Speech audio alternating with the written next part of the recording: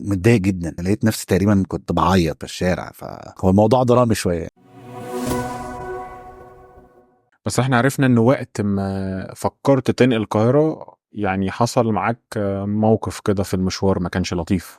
كان في فاشن ديزاينر مشهور قوي في مصر، صور الفساتين بتاعته مش قويه للدرجه، او مش قويه اللي تناسب اسمه. مره بعت له مسج بالليل، قلت له لو انت حابب ان احنا اعمل لحضرتك سيشن وبتاع فور فري. كنت بدور على اي مجال او اي سكه توديني القاهره. رحت عملت له شغل، وتعرفت هناك على واحد بورسعيدي، اتصاحبت طبعا انا والبورسعيدي جدا وبتاع، هو طلع يعرفني انا ما كنتش اعرفه. وبعديها الشخص البورسعيدي ده مشى من عند الفاشن ديزاينر ده واستقل لوحده. هو حب المجال بتاع الفاشن ديزاينر واخد كورسات فيه وشاطر فيه جدا يعني، واقترح عليا ان احنا يلا نفتح مع بعض مكان يكون مكتب للفوتوغرافي وتصور فيه شغلك، وانا يكون مكان في ريسبشن اقابل فيه العرايس والزباين. اتفقنا بحيث ان هو يكون في شغل متبادل ومصلحه متبادله بينه وبينه. بعد ما فتحنا المكان انا كنت انشغلت شويه هنا فاتاخرت عليه. لما رجعت له قلت له مال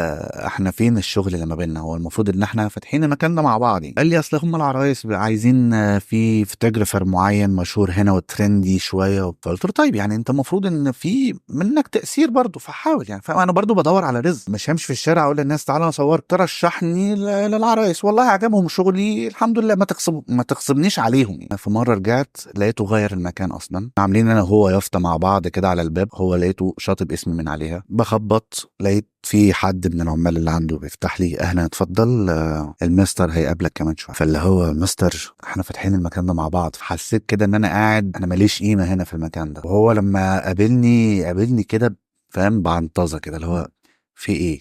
مم. ان احنا اكلنا مع بعض عيش وملح في المكان ده. وجات عليا لحظه كده لقيت نفسي نازل في الشارع بالليل متضايق جدا مم. يعني، لقيت نفسي تقريبا كنت بعيط فاهم في الشارع. وبفتكر كل شويه الايام دي، والحمد لله ربنا كان عاين لي حاجات احسن بكتير قوي من مستنيها من شخص زي ده فاهم. الحمد لله ربنا عوضني بكتير جدا يعني.